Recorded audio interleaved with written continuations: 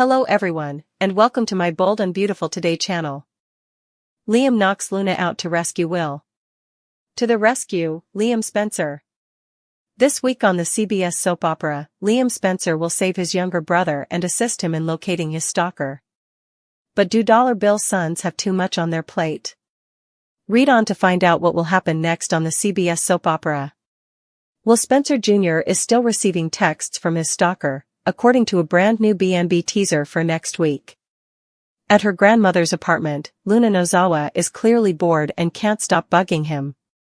Her time in concealment, however, is coming to an end. Liam requests favors. Spoilers for Bold and the Beautiful indicate that this week, Will receive assistance from his older brother, Liam Spencer. Liam quickly obtains the IP address of Will's stalker thanks to his extensive network and resources. Will Spencer Jr. knocking on Lee Finnegan's door marks the conclusion of this week's promo. Remarkably, Liam Spencer recently dispatched his younger brother to track down the serial killer who shot him. For obvious reasons, Liam bears a grudge against his brother's stalker. Is Will in peril? Will quickly piece together the clues and determine that Luna Nozawa is still alive if Liam assisted him in locating the IP address to Lee's apartment. Luna is going to be sent back to the slammer, so let's hope she receives a positive pregnancy test soon. BNB spoilers indicate that the inevitable is about to happen. Do you believe Liam Spencer put his sibling in danger right away? To what extent would Luna go to keep the Spencer brothers silent if they discover where she is hiding? Will is horrified. Will Spencer and Luna Nozawa are facing off. Ridge Forrester, meantime, breaks off his engagement to Taylor Hayes and pops the question to Brooke Logan right thereafter. Spencer vs. Luna Nozawa. Will looks at Luna in Lee Finnegan's apartment and retreats in shock and fear. The insane girl grins. Will keeps jumping out of her way. After being shot, Luna talks about how thinking about Will saved her life. Luna inquires as to whether he would be attracted to a ghost. Haha. Luna is humorous despite her bad nature. Will says he'll let the cops know she's still alive. Luna wishes to display her scar to him. Lee offered her another chance, the girl said.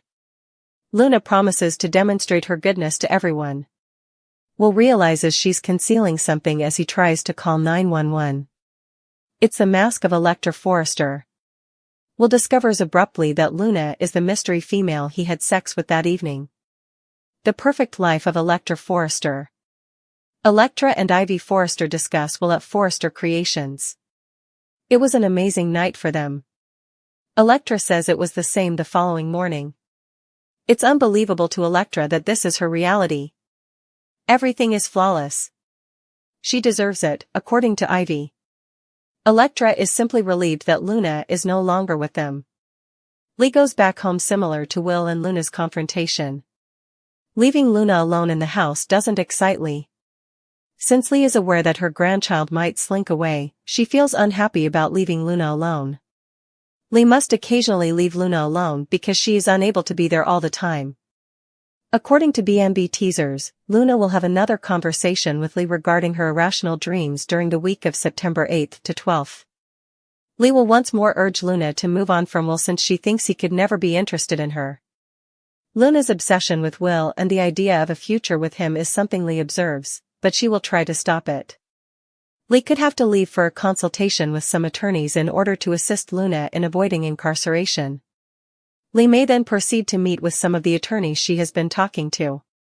Although it won't be easy, Lee is committed to making sure Luna stays out of jail as much as possible. For this reason, Lee thinks it's imperative that Luna stay hidden until they can come up with a suitable legal strategy.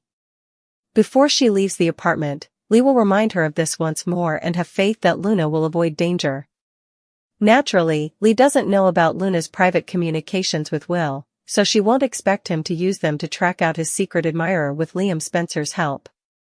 Would eventually storm into Lee's apartment and discover his secret admirer.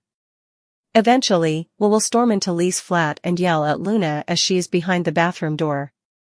Will may be seen vowing to remain there until the enigmatic texter appears. Luna may decide to comply and come out soon since she has been yearning to show Will that she is alive. Luna may eventually emerge from the restroom and demonstrate her life, considering her fantasies regarding Will and numerous other issues. Will can have an emotional outburst after learning that Luna was the one who attacked the inebriated Will that evening.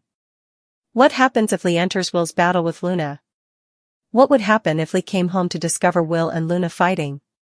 Lee may find herself in a difficult situation if Will lashes out at her as well. Will might learn that Lee has been keeping Luna hidden and safeguarding her in secret for the entire time. Lee will have a difficult time explaining the situation and face a messy return home if she breaks up the heated argument between Luna and Will. Luna, a figure of terrifying transformation. The woman Will had once known, perhaps even loved, was gone, eclipsed by a fervent, fanatical light in her eyes that belonged to the cause, to the monstrous ideology that had swallowed her whole. Will, bound to a rusted chair, his face a mosaic of bruises and defiance, was both the sacrifice and the prize. And from the shadows, watching this horrific tableau, Liam's world had narrowed to a single, agonizing point of convergence. To save the man he called brother, he would have to devastate the woman he had once called a friend.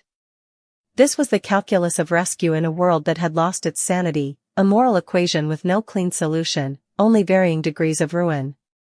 Every instinct in him, every fiber of his being that valued loyalty and compassion, screamed against what he knew he must do, but the alternative, Will's lifeless body, another soul extinguished by the very cruelty they fought against, was an unacceptable void. He saw the way Luna's hand trembled, not with uncertainty, but with the adrenaline of absolute conviction. He saw the knife in her grip, not as a tool, but as an extension of her newfound faith, and he knew that words, reason, the shared memories of a past life were now nothing more than useless currency in this new economy of violence. His movement was not one of anger, but of absolute, sorrowful necessity, a sigh made flesh. The distance between the crumbling pillar and Luna's back was 10 paces, a journey that felt like crossing an entire ocean of their broken history. With each silent step, Liam's mind was a torrent of flashbacks, Luna laughing, her head thrown back under a sun that seemed forever ago, Luna sharing a meager can of food, her kindness a beacon in the early days of the collapse, Luna arguing strategy, her mind sharp and witty, a partner in survival. These ghosts now had to be forcibly exorcised. He could hear her ranting to Will, her voice a distorted melody of dogma and desperation, and he knew there was no pulling her back from this brink, not in this moment, not with the time he had. The only language left was that of force, a brutal punctuation to a sentence she was about to complete with Will's blood. As he raised the polished rock he'd clutched like a sacred, cursed artifact, his own breath hitched, a silent apology forming in his heart, a plea for forgiveness that would never be heard or acknowledged. The impact was not the dramatic, cracking sound of cinema, but a dull, sickening thud, a profoundly intimate and ugly noise that seemed to swallow all other sound in the vast space. It was the sound of a door slamming shut forever on what might have been. Luna's tirade ceased not with a scream, but with a soft, surprised exhalation, a tiny oof of air that was more shocking than any curse. The fanatical light in her eyes didn't fade, it was simply extinguished, snapped off like a switch as her body, a marionette with its strings cut, went limp. Liam's free arm was already moving, catching her before she could crumple inelegantly to the grimy concrete, lowering her with a tenderness that was the direct antithesis of the violent act he had just committed. This gentleness was the true horror of it, the devastating contradiction that would haunt him, the caring embrace used to cradle the person you have just betrayed. As she lay insensate on the cold floor, a sleeping monster of his own making, he felt a wave of nauseating guilt so potent it nearly brought him to his knees. He had not felled a villain, he had silenced a symphony, however discordant it had become. He had stolen her agency, her consciousness, to preserve a life, and in doing so, he had forever sacrificed a piece of his own claim on righteousness. But there was no time for the luxury of remorse. Will's gasp, a ragged intake of air that was half sob, half relief, pulled him back. Liam. The word was cracked, filled with a confusion that mirrored Liam's own soul. In 3 strides, Liam was at his side, his hands working swiftly at the coarse ropes, his eyes scanning his friend's injuries.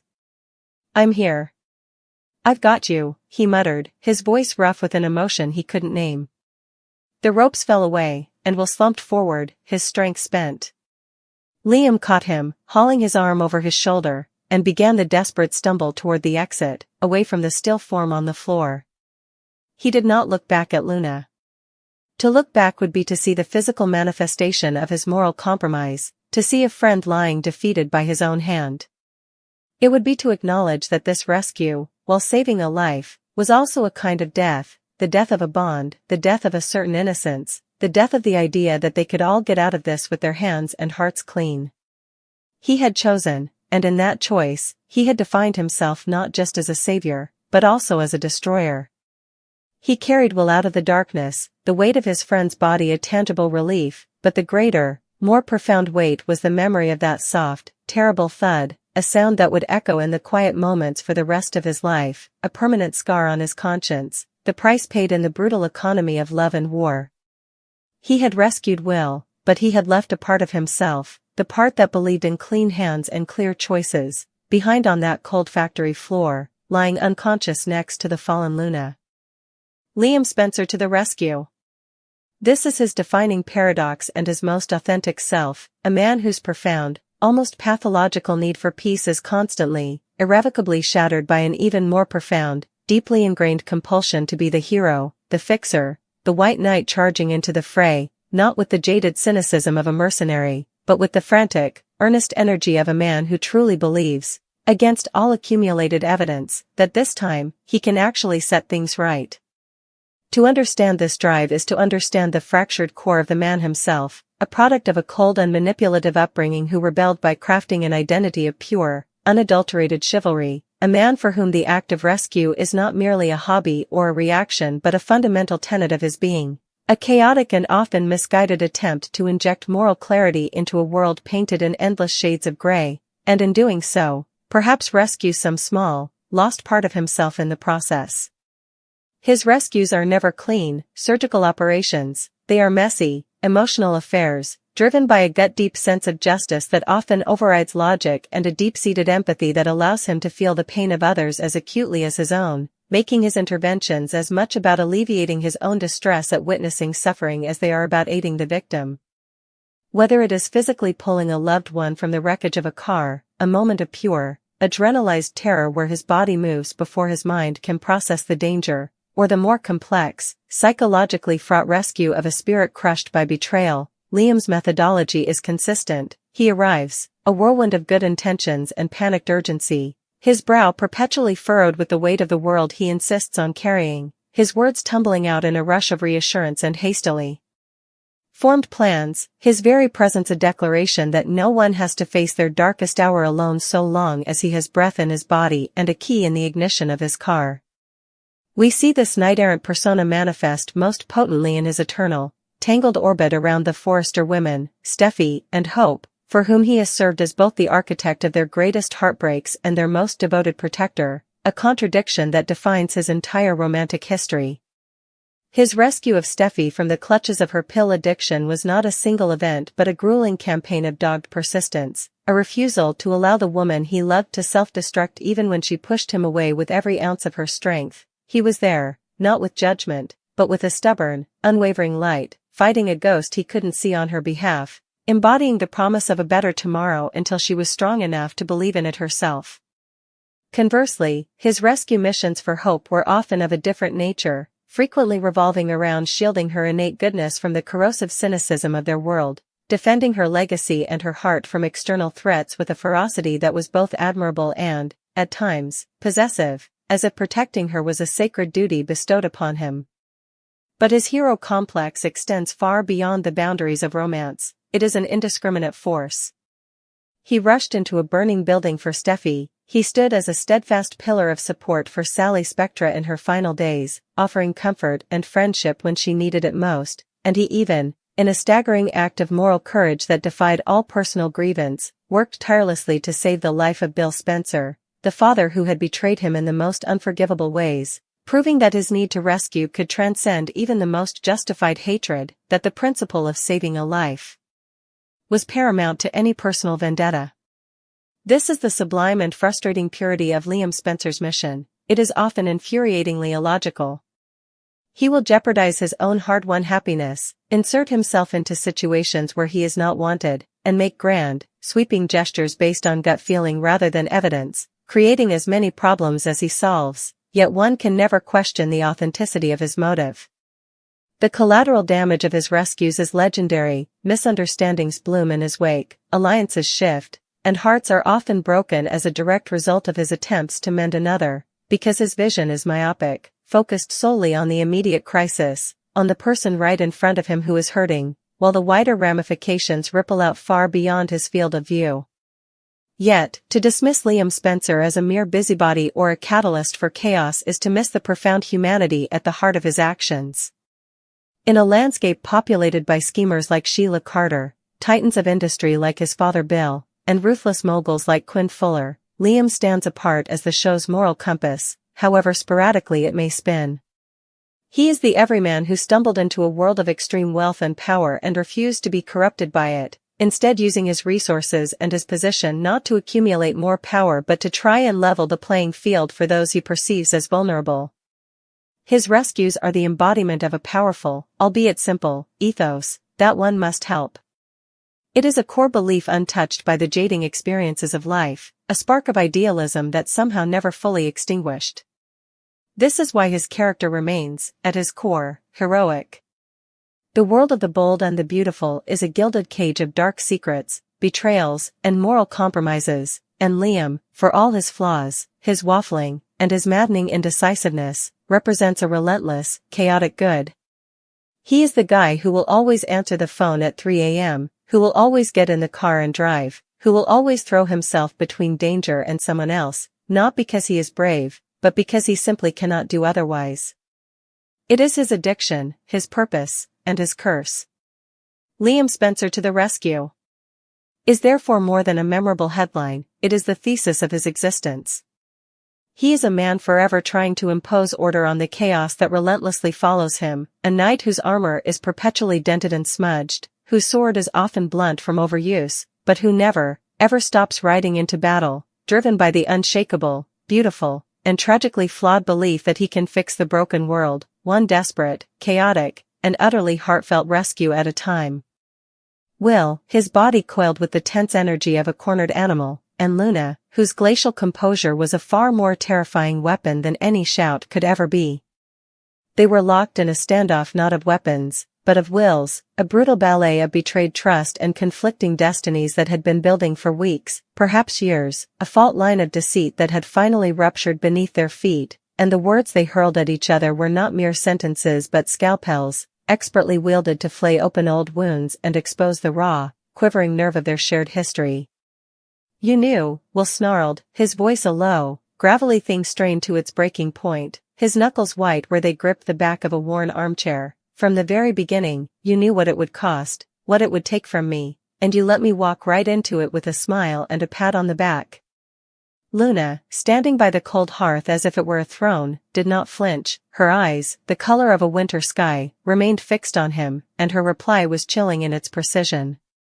"I knew you had a role to play, William. A necessary role. Your sentiment, your personal attachments, were a complication you should have shed. I offered you a purpose greater than any one life, greater than your own fleeting heart, and you chose to see it as a betrayal because you are too small, too myopic, to see the design of the tapestry for the thread you are."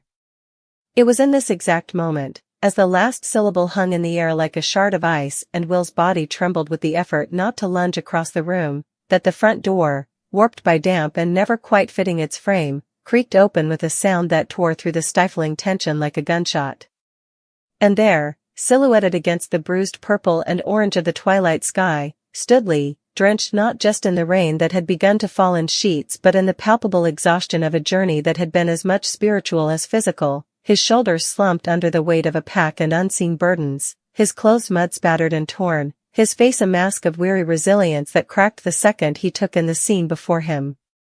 The charged atmosphere of the room seemed to part for him, this returned ghost, this living reminder of what they were fighting for and what they had lost. His eyes, dark and deeply set, swept from Will's agonized, rage-twisted face to Luna's cold, calculating stillness, and in that single, comprehensive glance, he understood everything, the fractured alliance, the venomous words, the precipice upon which they all now trembled.